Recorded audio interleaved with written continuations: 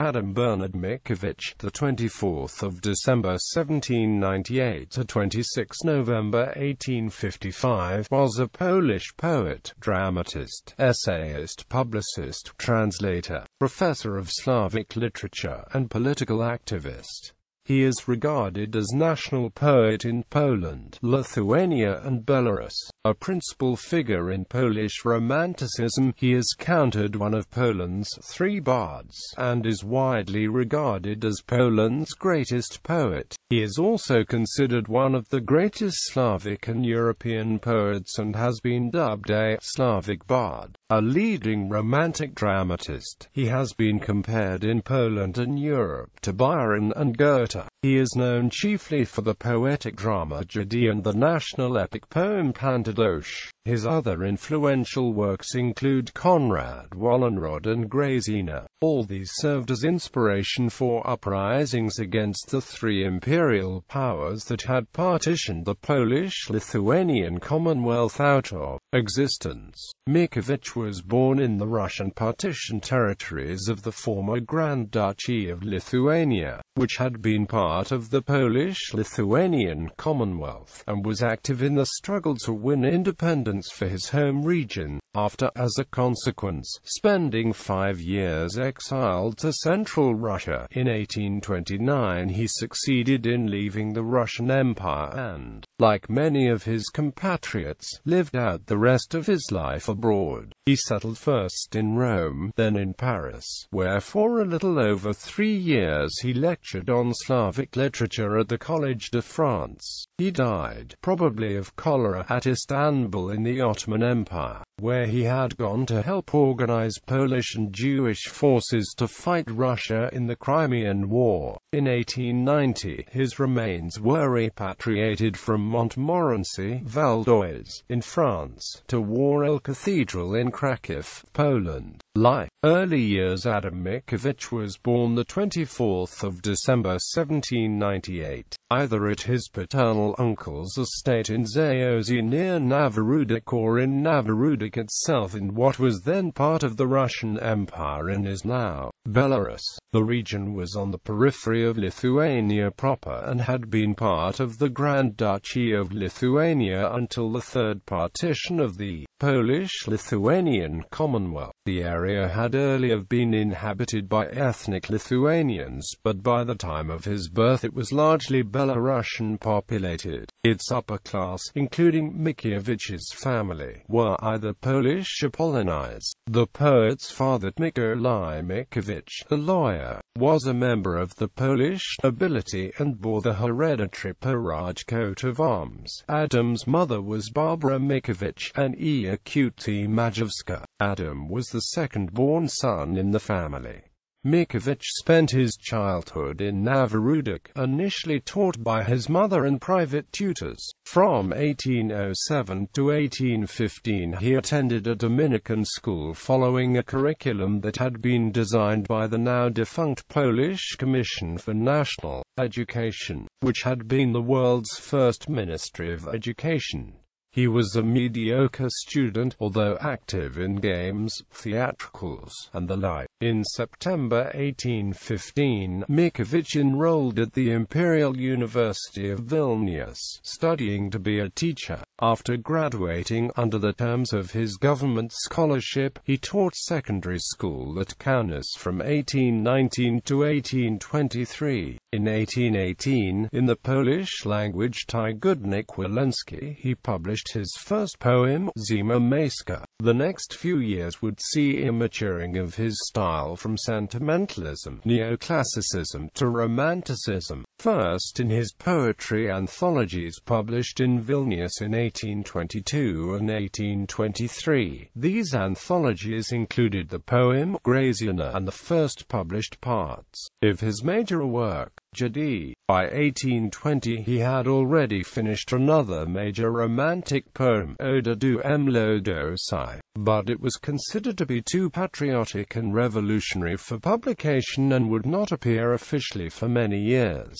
About the summer of 1820, Mickiewicz met the love of his life, Mary Lewerszczakina. They were unable to marry due to his family's poverty and relatively low social status. In addition, she was already engaged to Count Wawrzyniec Puttkamer, whom she would marry in 1821. Imprisonment and exile in 1817. While still a student, Mickiewicz, Thomas Zahn and other friends had created a secret organization, the Philomaths. The group focused on self-education but had ties to a more radical, clearly pro-Polish independent student group, the Philomath Association. An investigation of secret student organizations by Nikolai Novoseltsev, begun in early 1823, led to the arrests of a number of students and ex-student activists including Mickiewicz, who was taken into custody and imprisoned at Vilnius's Basilian Monastery in late 1823 or early 1824. After investigation into his political activities,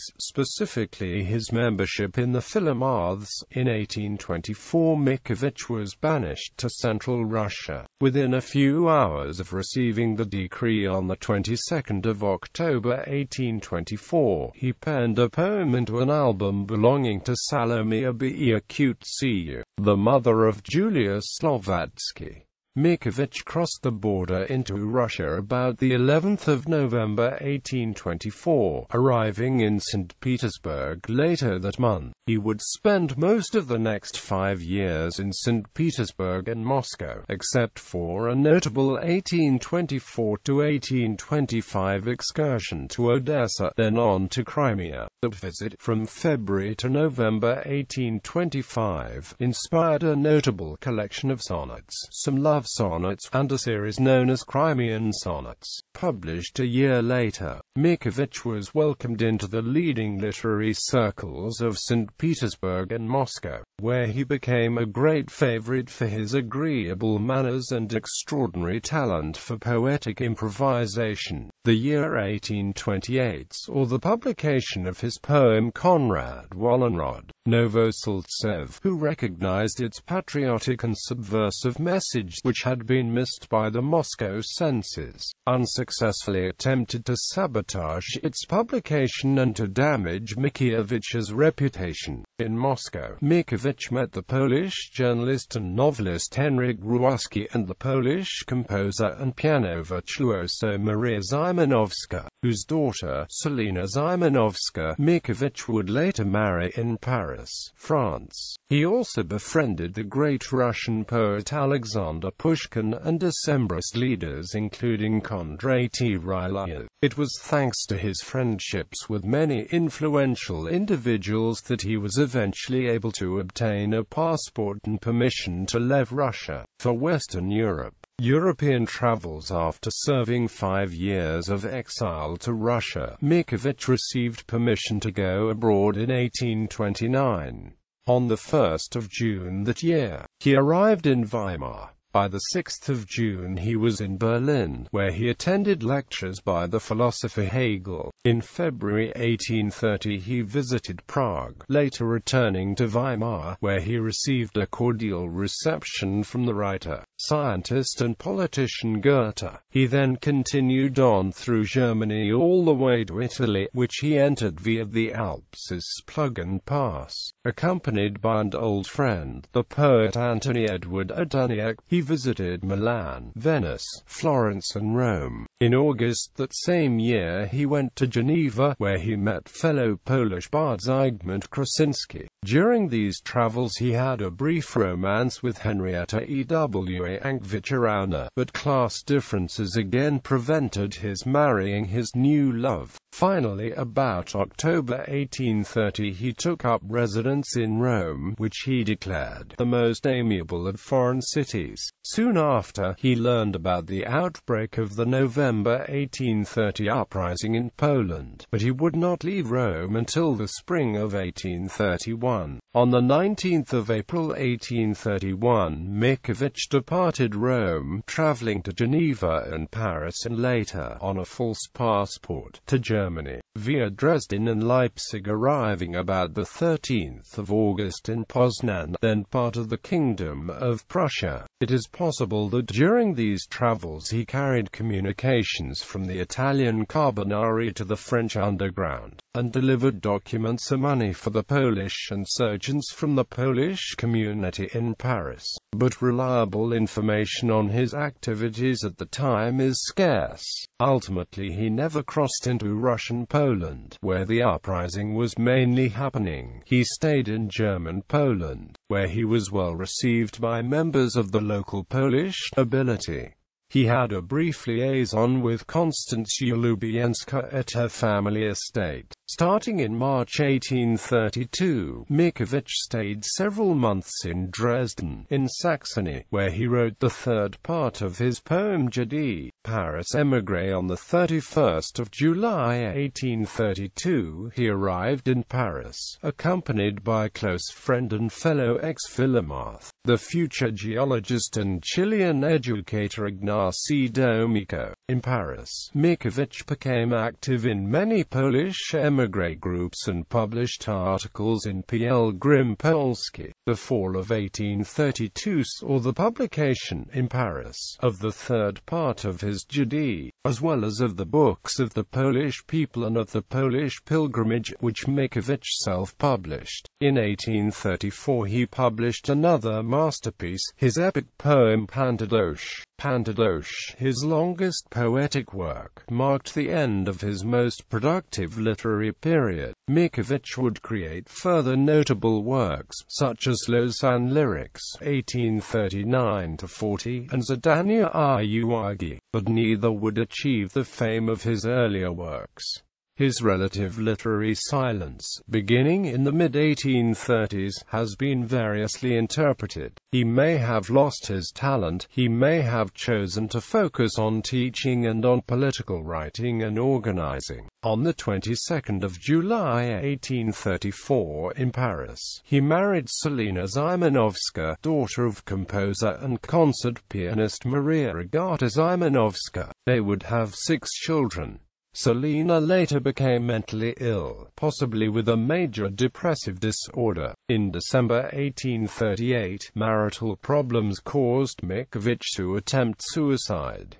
Selina would die on the 5th of March 1855. Mickiewicz and his family lived in relative poverty, the major source of income being occasional publication of his work, not a very profitable endeavor. They received support from friends and patrons, but not enough to substantially change the situation. Despite spending most of his remaining years in France, Mickiewicz would never receive French citizenship, nor any support from the French government. By the late 1830s he was less active as a writer, and also less visible on the Polish émigré political scene. In 1838 Mickiewicz became professor of Latin literature at the Lausanne Academy in Switzerland. His lectures were well received, and in 1840 he was appointed to the newly established chair of Slavic languages and literatures at the Collège de France. Leaving Lausanne, he was made an honorary Lausanne Academy professor. Mickiewicz would, however, hold the Collège de France post for little more than 3 years, his last lecture being delivered on the 28th of May 1844.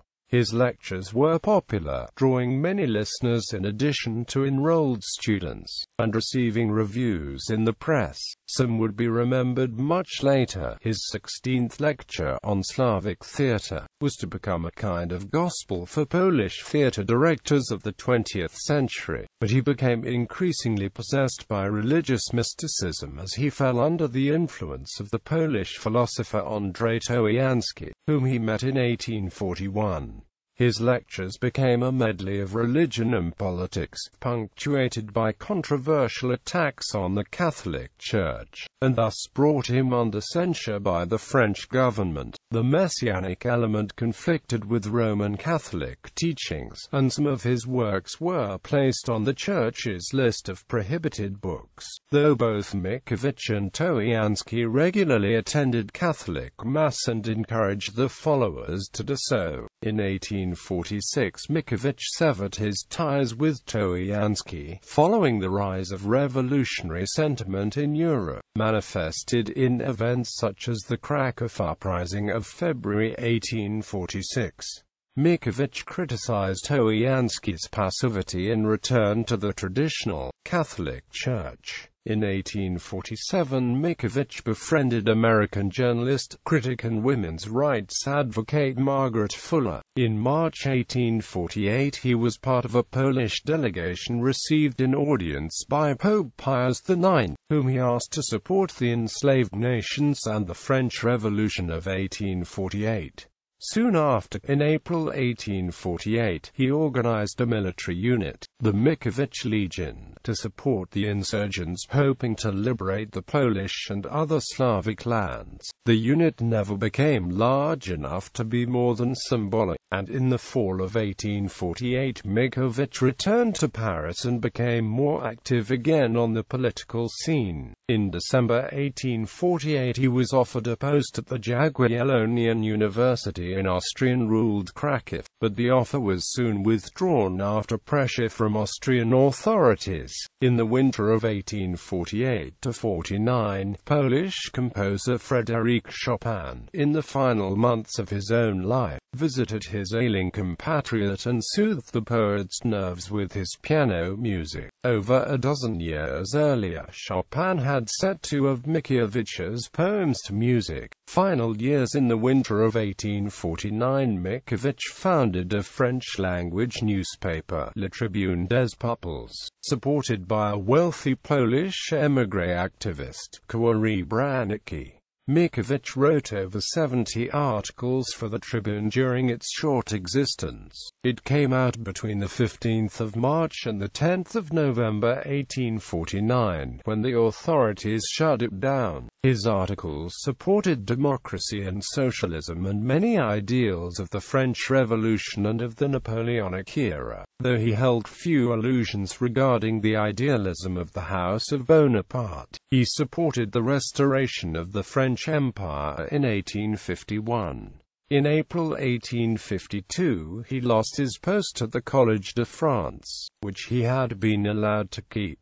On the 31st of October 1852 he was hired as a librarian at the Bibliothèque de l'Arsenal, where he was visited by another Polish poet, Cyprian Norwood, who wrote of the meeting in his poem, Zunquity, and the Mickiewicz's wife Selina died. Mickiewicz welcomed the Crimean War of 1853 to 1856, which he hoped would lead to a new European order including a restored independent Poland. His last composition, a Latin ode ad Napoleonum III Caesarem Augustum Odinbom Assundum Captum, honored Napoleon III and celebrated the British-French victory over Russia at the Battle of Bomasand in the Åland Islands in August 1854.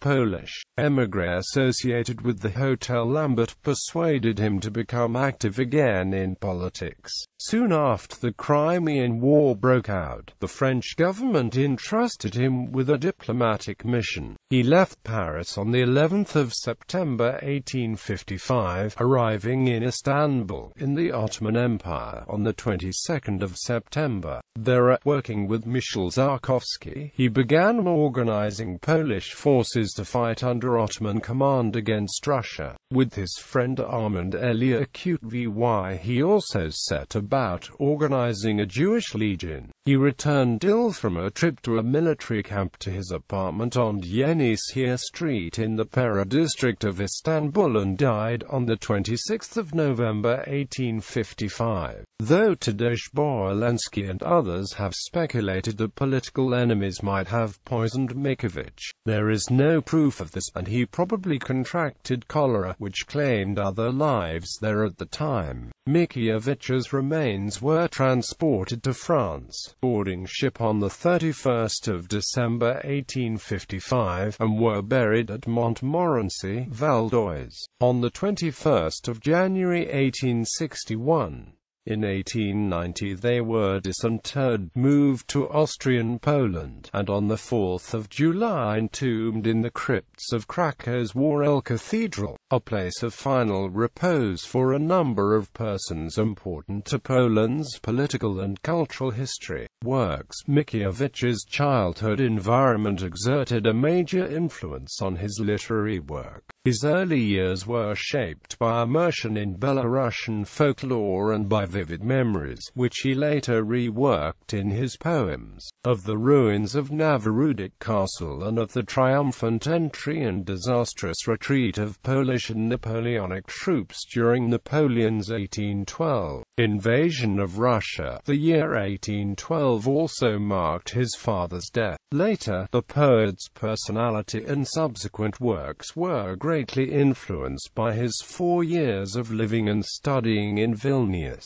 His first poems, such as the 1818 Zima Malyszkz and the 1819 Kartofla, were classical in style, influenced by Voltaire. His poetry anthologies, published in 1822 and 1823, marked the start of Romanticism in Poland. Mickiewicz's influence popularized the use of folklore, folk literary forms, and historism in Polish Romantic literature. His exile to Moscow exposed him to a cosmopolitan environment, more international than provincial Vilnius and Kaunas in Lithuania. This period saw a further evolution in his writing style, with sonnet-He and Konrad Wallenrod, both published in Russia. The sonnet-He, mainly comprising his Crimean sonnets, highlight the poet's ability and desire to write, and his longing for his homeland. One of his major works,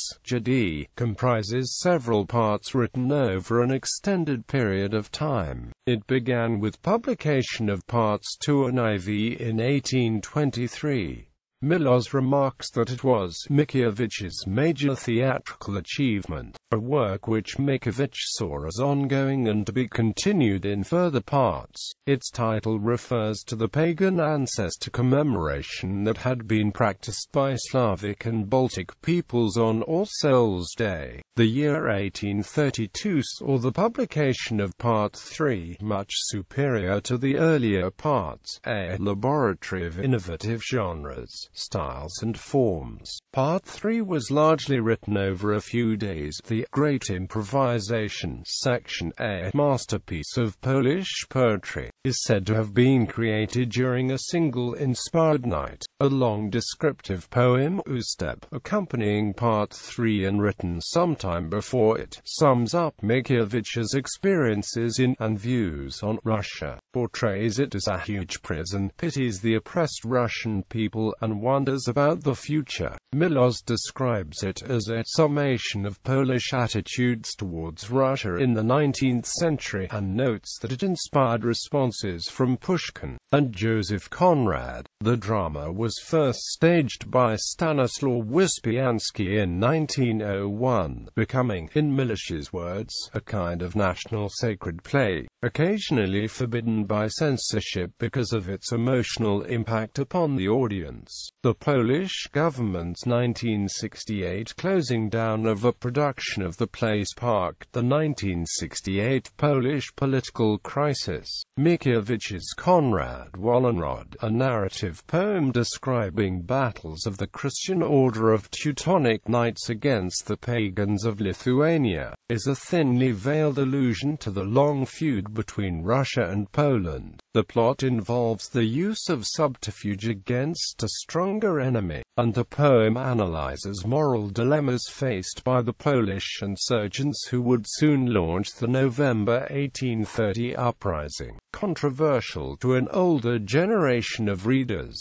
Konrad Wallenrod was seen by the young as a call to arms and was praised as such by an uprising leader, poet Ludwik Nabielek. Milosz describes Konrad Wallenrod as the most committed politically of all Mickiewicz's poems. The point of the poem, though obvious to many, escaped the Russian censors, and the poem was allowed to be published, complete with its sterling motto drawn from Machiavelli: Dovte adunc sapricum sono du generazione di combatta by Sogna Esra Volpilione. On a purely literary level, the poem was notable for incorporating traditional folk elements alongside stylistic innovations. Similarly noteworthy is Mickiewicz's earlier and longer 1823 poem, Grazina, depicting the exploits of a Lithuanian chieftainess against the Teutonic Knights. Milosz writes that Grazina combines a metallic beat of lines and syntactical rigor with a plot and motifs dear to the Romantics. Quote, "It is said by Christian Ostrovsky to have inspired Emilia Plater, a military heroine of the November 1830 uprising. A similar message informs Mickiewicz's Ode do Młodosy, Mickiewicz's Crimean sonnets and poems that he would later write in Rome and Lausanne." Milosz notes, have been justly ranked among the highest achievements in Polish. His 1830 travels in Italy likely inspired him to consider religious matters, and produced some of his best religiously themed works, such as Archimistras and De Marcellini Lampicia. He was an authority to the young insurgents of 1830–31, who expected him to participate in the fighting, wrote a dedicated poem urging him to do so. Yet it is likely that Mickiewicz was no longer as idealistic and supportive of military action as he had been a few years earlier, and his new works such as De Matki Polki, while still patriotic, also began to reflect on the tragedy of resistance. His meetings with refugees and escaping insurgents around 1831 resulted in works such as Reduta Ordona, Notlake, and Mias Pulkonica. Wicker notes the irony that some of the most important literary works about the 1830 uprising were written by Mickiewicz, who never took part in a battle or even saw a battlefield. His Księgi Narodu Polskiego I Pielgrimstwa Polskiego opens with a historical philosophical discussion of the history of humankind, in which Mickiewicz argues that history is the history of now unrealized freedom that awaits many oppressed nations in the future. It is followed by a longer moral catechism aimed at Polish émigrés. The book sets out a messianist metaphor of Poland as the Christ of nations, described by Wicker as a propaganda piece. It was relatively simple, using biblical metaphors and the like to reach less discriminating readers. It became popular not only among Poles but, in translations, among some other peoples, primarily those which lacked their own sovereign states. The books were influential in framing Mickiewicz's image among many not as that of a poet and author but as that of ideologue of freedom. Pantadosh, another of his masterpieces, is an epic poem that draws a picture of the Grand Duchy of Lithuania on the eve of Napoleon's 1812 invasion of Russia. It is written entirely in 13-syllable couplets. Originally intended as an apolitical idyll, it became, as Milosz writes, something unique in world literature, and the problem of how to classify it has remained the crux of a constant quarrel among scholars. It has been called the last epos in world literature. Pantadosh was not highly regarded by contemporaries, nor by Mickiewicz himself, but in time it won acclaim as the highest achievement in all Polish literature. The occasional poems that Mickiewicz wrote in his final decades have been described as exquisite, gnomic, extremely short and concise. His Lausanne lyrics are, writes Malyszkz, untranslatable masterpieces of metaphysical meditation. In Polish literature they are examples of that pure poetry that verges on silence. In the 1830s he worked on a futurist science fiction work, A History of the Future. It predicted inventions similar to radio and television, and interplanetary communication using balloons. Written in French, it was never completed and was partly destroyed by the author. Other French-language works by Mickiewicz include the dramas Les Confédérés de Barange ak Jasinski, Ous Les Apollons. These would not achieve much recognition, and would not be published till 1866. While Mickiewicz did not write any poems in Lithuanian, and his command of that language has been described as likely limited. On one occasion in the early 1850s he transcribed a short folk song in that language, E.J. Kate Tasilii Biti Udaza.